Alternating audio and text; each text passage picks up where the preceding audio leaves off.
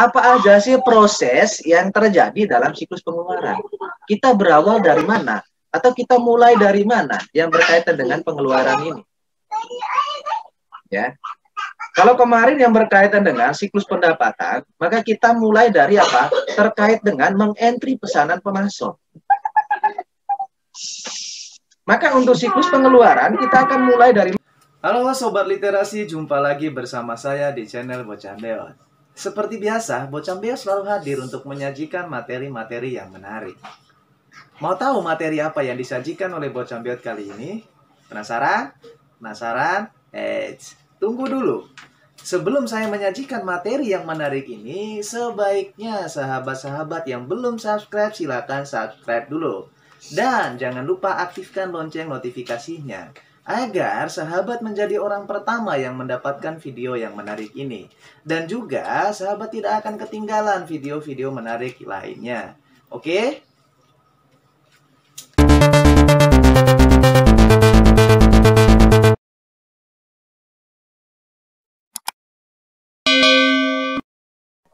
Puji Tuhan, kita masih bertemu kembali dengan saya di mata kuliah yang sama, yaitu Sistem Informasi Akuntansi. Hari ini kita membahas dengan materi siklus pengeluaran. Yang pertama yang perlu kita pahami adalah terkait dengan siklus pengeluaran ini adalah apa? Adalah apa yang dimaksud dengan siklus pengeluaran. Ya. Karena yang berkaitan dengan pengeluaran, maka di sini yang berhubungan dengan pemrosesan. Yang berhubungan dengan pemrosesan. Ya. Karena tadi saya katakan apa? Pengeluaran itu berarti ada kaitan erat dengan yang berkaitan dengan pembelian dan berkaitan erat dengan apa? Utang dan juga berkaitan erat dengan pengeluaran kas. Maka itu yang perlu harus kita pelajari bersama hari ini. Nah, siklus pengeluaran itu apa? Ya, siklus pengeluaran itu dia katakan apa? Ya, serangkaian aktivitas bisnis dan operasi pemrosesan informasi terkait yang secara terus-menerus berhubungan dengan pembelian dan pembayaran barang atau jasa. Ya, dia katakan aktivitas bisnis dan operasi pemrosesan informasi yang dilakukan secara terus-menerus, secara terus-menerus dan berulang-ulang, yang berhubungan dengan apa? Pembelian dan pembayaran serta apa? Pengeluaran kas. Sehingga tujuannya adalah Tujuannya adalah untuk meminimalkan total biaya perolehan dan pemeliharaan persediaan, perlengkapan, dan berbagai layanan yang diperlukan perusahaan untuk berfungsi. Nah, dia katakan apa? Untuk meminimalkan total biaya perolehan dan pemeliharaan. Pemeliharaan apa? Pemeliharaan persediaan, pemeliharaan perlengkapan, dan berbagai layanan lain. Untuk apa? Untuk dia berfungsi yang berhubungan dengan apa? Kegiatan operasional perusahaan. Nah, itu adalah tujuan utama yang berkaitan dengan siklus pengeluaran. Nah, dalam hal siklus pengeluaran ini ada keputusan-keputusan penting yang tidak boleh kita lewatkan. Dan keputusan ini adalah harus dipertimbangkan dan harus dijalankan. Apa keputusan penting tersebut? Yang pertama adalah yang berkaitan dengan berapa tingkat optimal persediaan dan perlengkapan yang harus dimiliki. Gitu.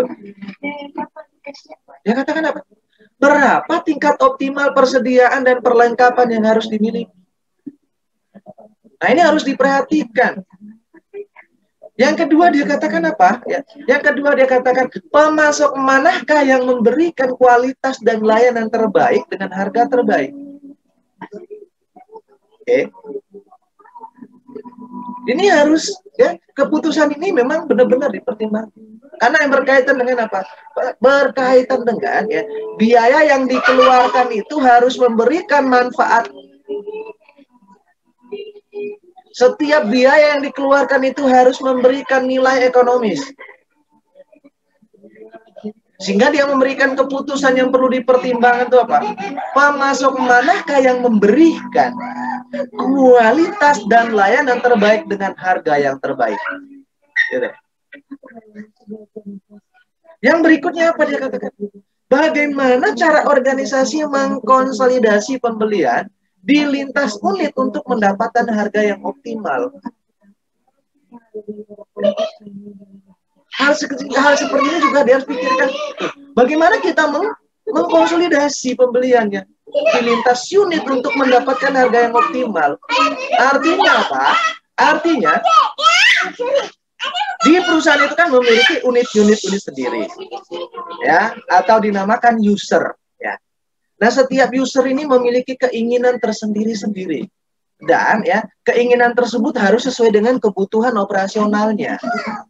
Sehingga bagaimana kita seorang manajemen atau bagaimana seorang akuntan atau bagaimana seorang sistem informasi akuntansi yang baik ya bisa mengkonsolidasi ya pembelian antara lini dengan lini ya sehingga apa? Sehingga mendapatkan harga yang optimal.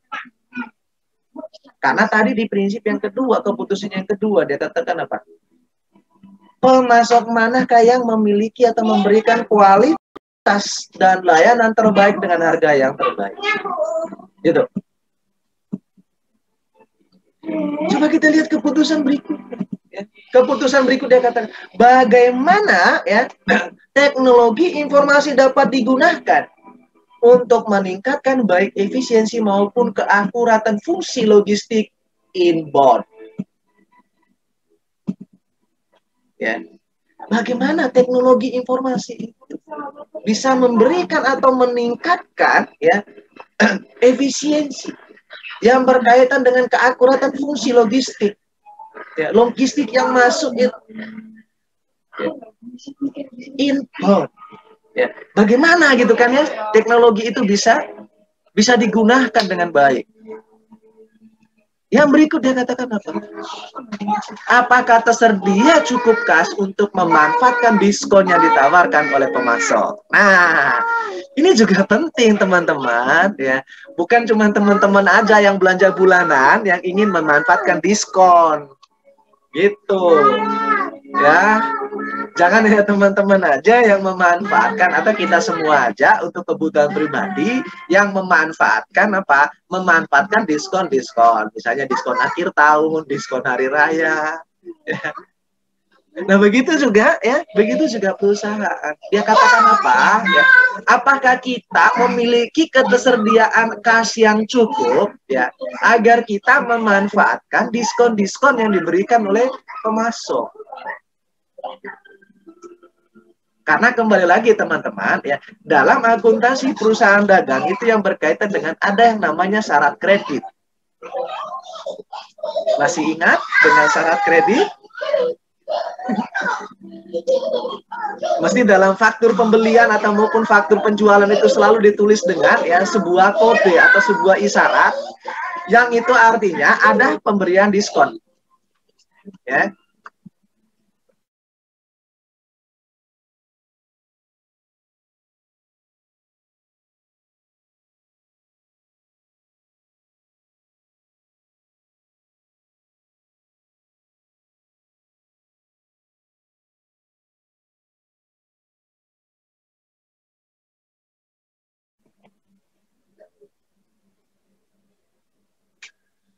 Oke, maaf teman-teman. Ada kendala sebentar. Baik ya. Saya lanjut ya. Saya lanjut ya. Di poin yang berikut, di poin yang kelima ini memang sangat penting gitu ya. Di poin yang kelima itu sangat penting. Kenapa? Ya, karena dia katakan apa? Ya, apakah kita memiliki ketersediaan kas yang cukup agar apa? Agar kita memanfaatkan ya segala diskon yang diberikan atau yang ditawarkan oleh pemasok. Ya. Sehingga kalau teman-teman masih ingat yang berkaitan dengan penjualan secara kredit, pembelian secara kredit ya, itu pasti akan muncul di faktur penjualan maupun faktur pembelian itu selalu diberi dengan sebuah kode atau isyarat. Nah, isyarat ini ya orang akuntansi itu harus paham. Ya, ada isyarat yang dikait dengan ada tulisannya N/10 gitu kan ya. Misalnya seperti itu. Ya. 2/10 N/30 misalnya seperti itu. Atau dan lain-lainnya. Ya, masih ingat? Ya. Semoga masih ingat gitu kan ya. Nah, itu yang dikatakan apa? Terkait dengan pengeluaran ini, maka ya, kita harus memperhatikan yang berkaitan dengan apa tadi? Yang berkaitan dengan cash flow. Ya, ini ujung-ujungnya apa? Cash flow kan. Ya, karena dia katakan, apakah kita memiliki ya kas yang cukup, uang yang cukup, ya, agar kita bisa memanfaatkan ya segala diskon yang ditawarkan. Ini sama halnya gini teman-teman. Ya. Meskipun banyak promo-promo di akhir tahun, kalau kas kita, uang kita tidak cukup, maka apa? Maka dilewatkan aja kan. Ya. Atau yang paling booming, saya ngambil contoh yang paling booming. Ada 11-11, ada 12-12, ya kan ya? Bentar lagi 12-12 ya. Bentar lagi kan 12-12 gitu ya. Meskipun ada 12-12 ya, kalau kita tidak pintar mengatur keuangan ya, maka itu 11-12 apa 12-12 ini lewat aja gitu ya. Tapi sebetulnya ya karena ini lagi booming dengan beberapa marketplace ya, ada beberapa marketplace yang sangat booming, itu selalu memberikan angka-angka unik gitu kan ya. 10-10, 11-11, 9-9 gitu kan ya. Itu angka-angka unik kan gitu. Nah, seharusnya angka-angka ini teman-teman harus perhatikan gitu. Untuk apa? Untuk memanfaatkan gitu kan ya. Oh, ini bulan apa? Bulan Desember. Ya, kalau bulan Desember pasti ada apa? Ada 12-12.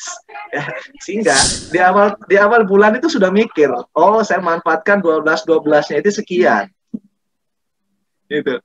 Ya. Ini kalau kita kaitkan dengan sistem informasi akuntansi ya seperti ini. Ya, terkait dengan pengeluaran kas itu harus kita perhatikan. Ya. Baik ya, saya lanjut. Yang berikutnya, keputusan berikutnya yang paling penting juga dia katakan apa? Bagaimana pembayaran ke vendor dapat dikelola untuk memaksimalkan arus kas. Nih, ini juga penting. Bagaimana atau cara apa yang paling efektif yang kita gunakan ya agar arus kas kita tuh terjaga dengan baik.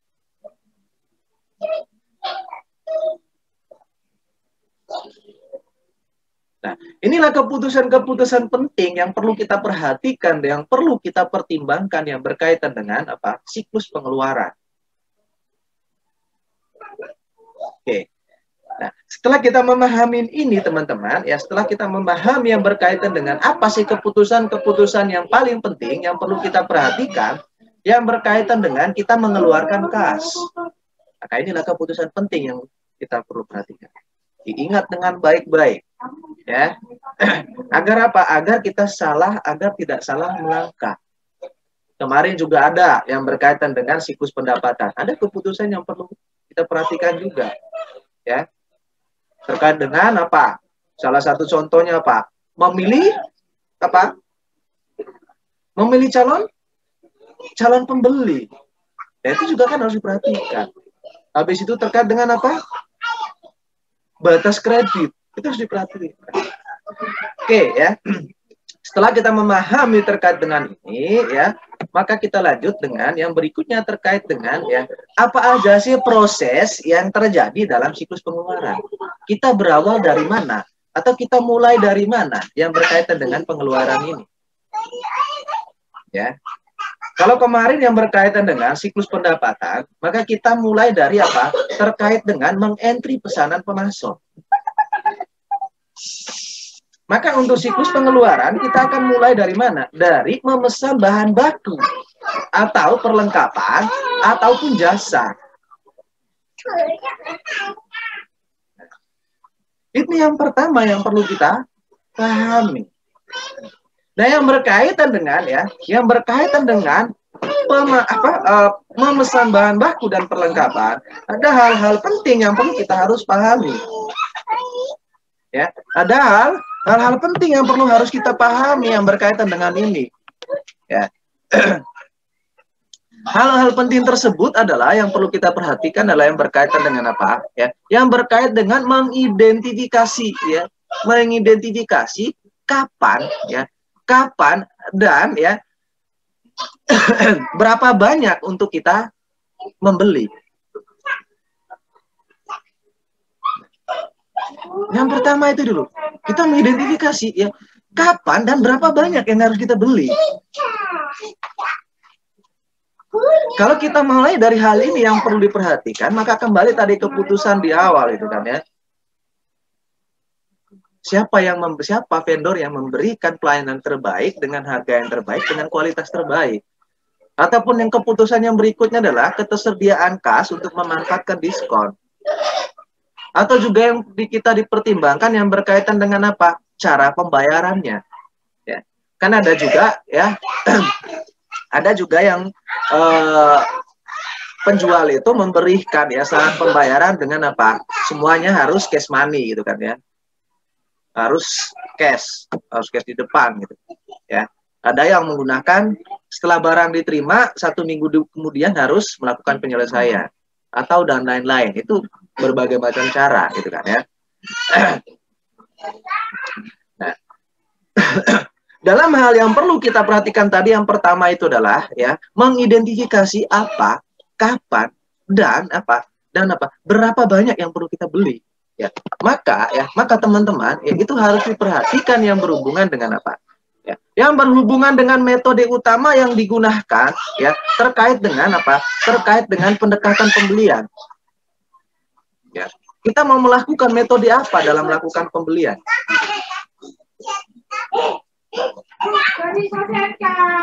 Apakah kita menggunakan metode tradisional yang dimana metode tradisional itu didasarkan pada apa? Pada perhitungan perukuran persediaan gitu kan ya. Jadi jika persediaannya sudah 50 ya, maka kita patokan di 50, kita harus melakukan order lagi. Atau kita patokan misalnya 10 ya, batas limit persediaan kita terkait dengan bahan baku 50 atau 30, maka kita harus lakukan pembelian lagi. Ya. Atau juga ya kita menggunakan terkait dengan ya terkait dengan reorder point juga ya. Bisa kita menggunakan metode yang berkait dengan reorder point ya. Di mana reorder point itu apa? Menentukan tingkat mana saldo persediaan ya. Dari suatu harga harus berada sebelum pesanan untuk apa? Untuk mengisi stok gitu kan ya. Reorder point itu yang mengarahkan atau mengidentifikasikan ya terkait dengan ya saldo persediaan atau tingkat saldo persediaan itu sampai sejauh berapa gitu ya. Baru kita melakukan pembelian. Atau juga kita menggunakan apa? Ya, kita menggunakan yang berhubungan dengan apa? Terkait dengan kebutuhan. Ya, kita beli juga terkait dengan kebutuhan gitu kan ya. Ya, kalau kita butuh ya baru kita beli. Jadi tidak ada stok di sini. Ya. Nunggu kita butuh aja. Jadi istilahnya apa? Tidak ada stok barang yang ada. Ya. Jadi ini sama halnya ya, sama halnya dengan istilah yang namanya just in time gitu ya, just in time. Ya. Jadi tidak ada batasan stok ataupun dan lain-lain ataupun tidak ada stok yang perlu ada. Ya. Jadi hanya beli karena kebutuhan. Nah, ini artinya apa? Ya, kalau kita memilih metode itu harus mempertimbangkan tadi kembali lagi terkait dengan apa? Terkait dengan biayaan gitu. Karena tadi tujuan dari siklus pengeluaran ini yang berkaitan dengan apa? Mengoptimalkan yang berhubungan dengan biaya pemrosesan gitu kan ya. Untuk apa ya? Kita mengharapkan setiap yang kita keluarkan itu memberikan nilai ekonomis gitu ya, memberikan nilai ekonomis. Kita memberikan manfaat. Sehingga kita bisa yang pertama tadi kita menggunakan metode yang tradisional gitu kan ya. Jadi beli aja gitu kan ya, meskipun ada stok gitu kan ya. Ada stok, nanti juga sistemnya Pak, persediaan misalnya FIFO, LIFO gitu kan ya. Yang pertama kita masukkan pabrik dulu, bahan bakunya atau dan lain-lain. Ya. Atau tadi menggunakan ya Pak, reorder point gitu kan ya. Jadi kita memiliki batas gitu ya. Oh, kita sampai batas dengan sekian ya. Dengan harga yang sekian kita baru beli gitu kan ya. Ada batas stok dan batas harga. Ya. Batas harga jika ya dia akan mencari pemasok mana yang bisa memberikan ya dia harga sesuai dengan yang dia standarkan. Misalnya dia batasnya untuk 1 unit ada 30 juta. Jadi jika ada pemasok yang harganya di atas 30 juta, ya dia tidak akan beli. Pasti dia akan mencari setidaknya itu 30 atau di bawahnya 30. Atau dengan batas apa? Dengan batas saldo persediaan. Jika persediaannya sudah batas sampai dengan yang ditentukan adalah sekian unit ya yang ada di gudang, itu harus ya melakukan pembelian ulang atau pembelian lagi. Atau dengan menggunakan metode yang terakhir tadi dia katakan apa? Metode kebutuhan material gitu kan, kebutuhan. Ya, jika butuh baru beli, jika tidak butuh nggak usah beli. Ya. Nah dari semua ini teman-teman pasti memiliki apa? Pasti memiliki kelemahan dan kelebihan. Ya. Kita ngambil contoh di bagian kebutuhan gitu kan ya. Dia menggunakan metode kebutuhan atau just in time gitu kan. Jika butuh dia langsung beli. Nah, yang repotnya di sini adalah kita akan sulit yang berkait dengan mengatur cash flow. Ya. Kalau kita menggunakan apa? Kita menggunakan ya metode kebutuhan. Akan sulit bagi kita untuk mengatur cash flow. Karena apa? Karena kita belinya di saat butuh. Begitu butuh, arus kasnya kurang bagus, terus mau bilang apa kan gitu. Dan di saat itu juga harganya cukup tinggi. Karena kita butuh mau dan tidak mau harus beli kan gitu. Ujung-ujungnya apa? Ujung-ujungnya cari yang memberi keringanan yang terkait dengan pembayaran. Ya. Cari vendor yang memberikan keringanan kepada kita terkait dengan ya metode pembayarannya. Karena untuk apa? Karena untuk mengamankan posisi arus kas kita. Itu yang berkaitan dengan apa? Berkaitan dengan pemesanan itu.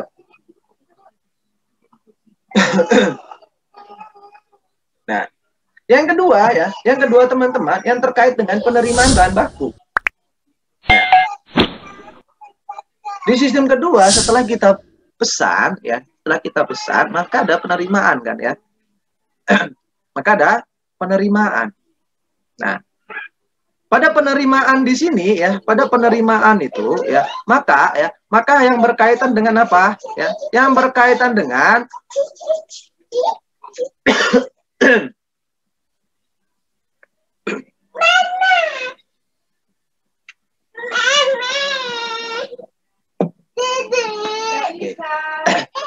yang berkaitan dengan laporan, yang berkaitan dengan apa? Laporan terkait dengan penerimaan barang.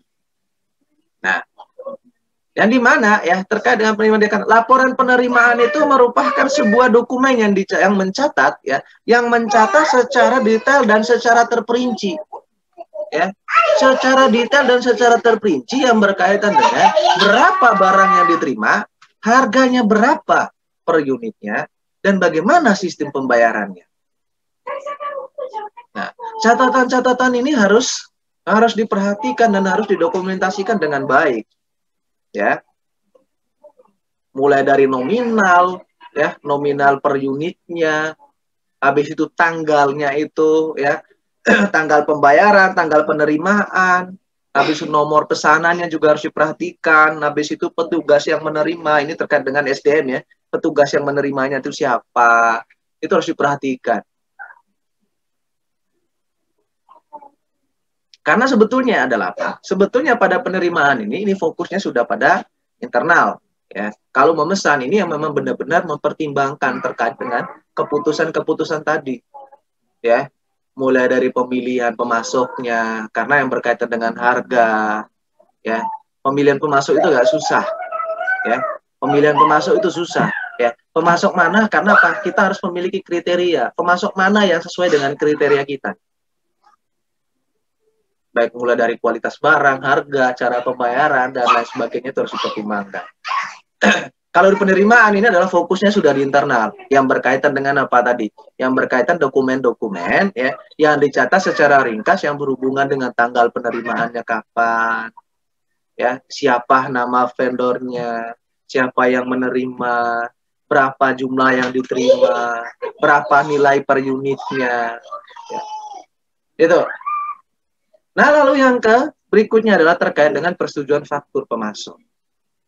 Ya, terkait dengan apa? Persetujuan faktur pemasok. Nah, yang berkaitan dengan ya persetujuan faktur faktur pemasok ini ya itu dilakukan dengan tujuan untuk apa? Dengan tujuan bahwa kita ingin mengetahui bahwa apa? Bahwa kita memiliki utang terhadap pemasok. Karena di mana tujuan kan usaha itu apa? Untuk merupakan ya, merupakan apa? Merupakan untuk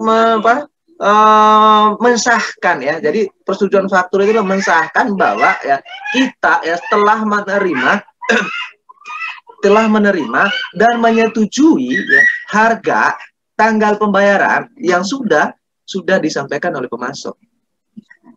Maka di sini juga ya harus ada petugas yang berwenang untuk melakukan otorisasi yang berkaitan dengan faktur pemasok, ya, faktur pembelian. Nah, dalam hal yang berkaitan dengan persetujuan faktur ini, ya, maka ya di sini ya sudah mengarah kepada yang berkaitan dengan apa? Berkaitan dengan pengeluaran kas. Karena sudah ada faktur dari pemasok, maka di sini kita harus mempertimbangkan yang berkaitan dengan apa? Sistem faktur yang kita gunakan untuk pemasok bagaimana? Ya, apakah kita menggunakan sistem voucher, ya, ataupun sistem cash gitu kan ya? Kalau sistem voucher, maka si bagian pembeli itu harus membuat voucher gitu kan ya. Membuat voucher ya, voucher yang terkait dengan apa? Terkait dengan faktur pembelian. Maka dia akan buat voucher ya, vouchernya nomor faktur yang menerangkan bahwa dari pemasok atas nama ini dengan nomor faktur sekian, nominalnya sekian, per unitnya berapa, unit yang dipesan sekian, ya, itu harus ditandatangani ya. Kenapa harus menggunakan sistem voucher ya? Kalau sistem voucher ini maka nanti akan menerbitkan terkait dengan kapan kita harus melakukan pembayaran. Sehingga memudahkan kita ya untuk mengidentifikasi ya. Kalau kita telisik ya atau kita mengingat kembali yang berkaitan dengan pengantar akuntansi ya, di mana di pengantar akuntansi yang berkaitan dengan sistem pembukuan ya. Ada sistem buku besar pembantu dan dulu sistem buku besar umum ya. Bagaimana ya dengan sistem faktur ini? Apa yang kita lakukan? Ini samanya kita menggunakan apa? Menggunakan buku besar pembantu. Yang dimana di sana akan menerangkan si A ya atau pemasok A ya menerbitkan faktur dengan nomor sekian, jumlah unit yang dipesan sekian dengan harga per unit sekian pada tanggal berapa. Nah, dengan seperti ini ya di bagian tua kasir atau bagian pengeluaran kas nantinya itu akan bisa mengidentifikasi, oh untuk faktur nominal sekian ya itu pengeluaran kasnya harus melalui otorisasi sampai dengan batas atau level supervisor, level manager atau level general manager ataupun sampai ke direktur. Nah, itu kegunaan dari sistem voucher itu. Kalau non voucher maka ya kalau non voucher itu akan bermasalah. Karena itu sifatnya apa? Bisa menggunakan transfer langsung ya atau menggunakan kas secara langsung ya.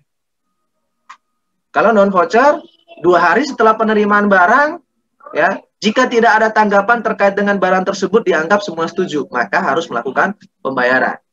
Itu kalau non voucher. Tadi saya katakan penggunaan voucher ini adalah untuk mempermudahkan kita juga ya dalam terkait dengan pengelolaan kas.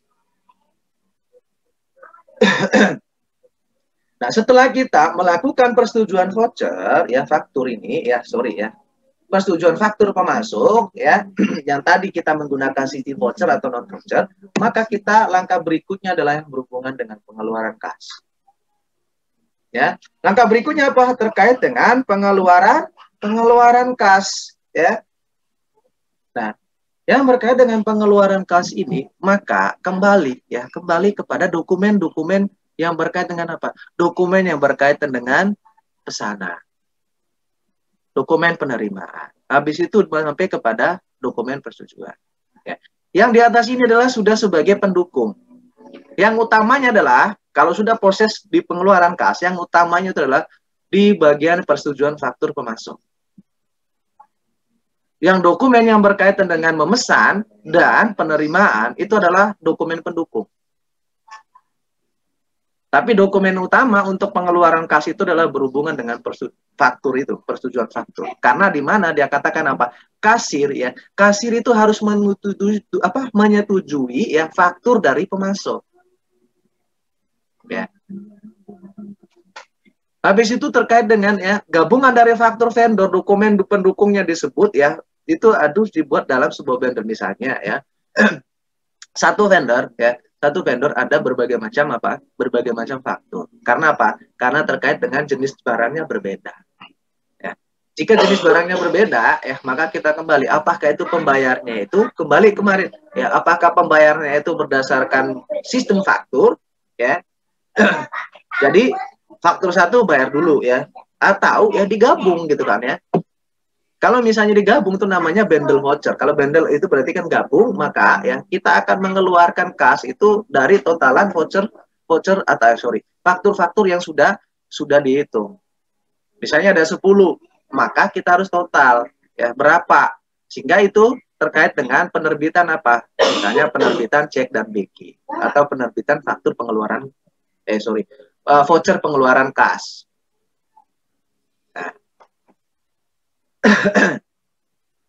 Nah, itu yang berkaitan dengan apa? Berkaitan dengan pengeluaran kas. Nah, di pengeluaran kas ini memang itu harus ada kontrol-kontrol yang memang ya, kembali ya, kontrol yang berkaitan dengan pemisahan tadi ya. Jangan sampai ya bagian pembelian itu juga ya bertugas sebagai bagian pembayaran. Itu. Ya, sama seperti juga pendapatan, penjualan ya juga bekerja sebagai apa? Penagih. Nah, di bagian pengeluaran kas ini ya tidak boleh gabung. Dan biasanya untuk bagian pembelian itu diberikan yang namanya uang persediaan. Ya. Di bagian pembelian itu memang ada uang persediaan yang dimana ya kas yang dia gunakan yang tidak menggunakan sistem faktur atau sistem voucher ya. Dia akan menggunakan kas tersebut jika ada kebutuhan yang mendesak ya, yang nilainya memang sangat kecil. Sehingga dia bisa menggunakan uang persediaan. Ya. Tapi kalau nilainya besar kembali kita harus ya terkait dengan proses pemesanan, penerimaan, persetujuan faktur, habis itu pengeluaran kas. Ya. Jadi memang saya yakin dan percaya di tempat-tempat teman-teman juga pasti menerapkan hal yang sama. Ya, pasti menerapkan hal yang sama. Nah, cuman yang harus diperhatikan adalah ya bagi teman-teman, jika teman-teman menemukan yang terkait dengan double antara pembayaran dan pembelian, itu juga harus diperhatikan. Ya. Kalau di bagian pembelian itu dia mengeluarkan kas yang besar, itu juga teman-teman harus perhatikan ya, karena dia ada uang kas ya, uang persediaan, maka ya yang berkaitan dengan penilaian pembelian yang nilainya material, maka harus ada persetujuan dan harus melalui proses ya. Harus proses sesuai dengan sistem informasi akuntansi. Harus melakukan pemesanan dulu atau terkait dengan pemilihan pemasok dan sampai dengan tahap terakhir. Nah, teman-teman ya, setelah kita memahami terkait dengan bagaimana prosesnya ya, bentar lagi selesai. Bagaimana prosesnya, maka ya sistem informasi hadir di sini. Untuk membutuhkan apa? Untuk memberikan informasi. Sehingga dalam sistem pengeluaran ini, ya, kebutuhan informasi yang kita butuhkan itu adalah yang pertama, ya, fungsi ketiga dari sistem informasi itu adalah apa? Menyediakan informasi yang berguna untuk pengambilan keputusan. Masih ingat kan teman-teman? Ya? Dia katakan apa? Fungsi dari SIA itu salah satu menyediakan informasi yang berguna untuk pengambilan keputusan. Habis itu terkait dengan apa? Ya, kebutuhan informasi yang berkait dengan kegunaan dalam siklus pengeluaran berarti bahwa sistem informasi akuntansi harus memberikan informasi operasional yang dibutuhkan untuk melakukan fungsi-fungsi ya terkait dengan menetapkan kapan dan seberapa banyak tambahan persediaan yang akan dipesan. Terkait dengan pemilihan pemasok yang tetap ya. Habis itu terkait dengan memverifikasi akurasi faktur dari pemasok sampai dengan terkait dengan efisiensi dan efektivitas bagi pembeli serta analisis kinerja pemasok seperti pengiriman tepat waktu, kualitas barang dan juga ya dan juga kebutuhan informasi yang disediakan oleh sistem informasi akuntansi adalah presentasi diskon pembelian yang dimanfaatkan. Ya. Berapa persen kita memanfaatkan diskon yang ditawarkan oleh pemasok? Apakah ya setiap ada tawaran dari pemasok kita lewat begitu aja? Atau ya kita sering memanfaatkan diskon-diskon yang diberikan atau yang ditawarkan. Nah, artinya apa? Jika kita memanfaatkan semua diskon yang ditawarkan oleh pemasok, maka ya maka dapat disimpulkan bahwa ya arus kas kita itu sangat bagus. Ya, pengelolaan kas kita itu sangat bagus. Karena apa? Karena kita bisa memanfaatkan semua diskon yang diberikan oleh pemasok. Tapi jika kita tidak memanfaatkan semua diskon itu, artinya apa? Artinya ya arus kas kita lagi lemah. Atau arus kas kita juga lagi goncang. Itu, ya. Tidak perlu kita menganalisa yang lain-lain terkait dengan kinerja keuangannya, ya. Mungkin salah satu poin utamanya adalah untuk kita menilai kinerja keuangannya cukup dari presentasi diskon pembelian yang dimanfaatkan. Nah, di sini, ya. Kalau kita bisa memanfaatkan semua diskon itu artinya apa? Artinya 80% kinerja keuangan kita tuh bagus.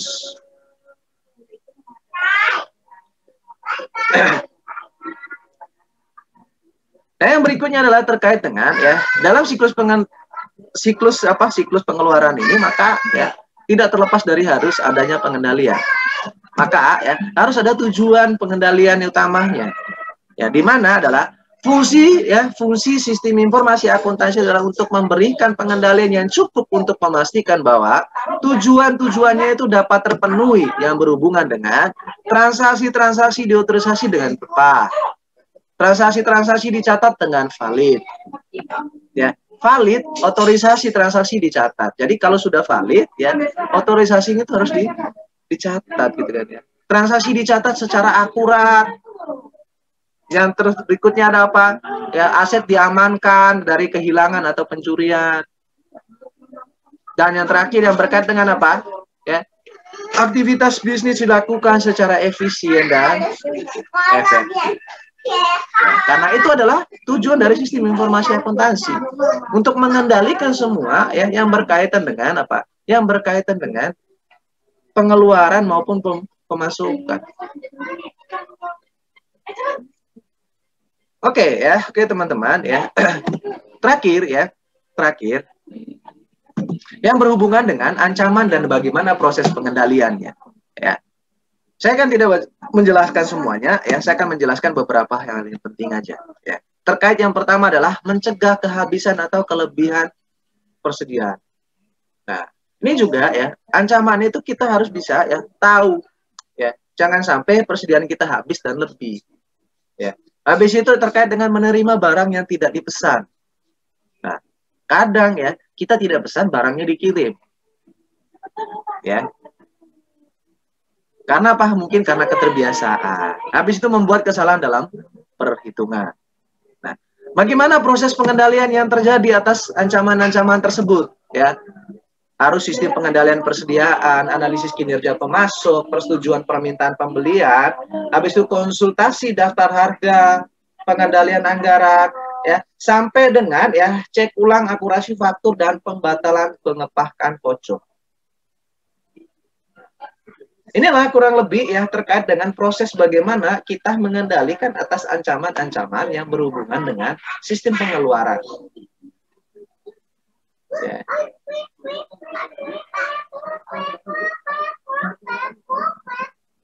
Sehingga agar tidak ada yang namanya ya kita tidak pesan barang tapi dikirim ya, maka itu apa? Ada persetujuan pesanan pembeli. Ya. Itu harus dikendalikan prosesnya.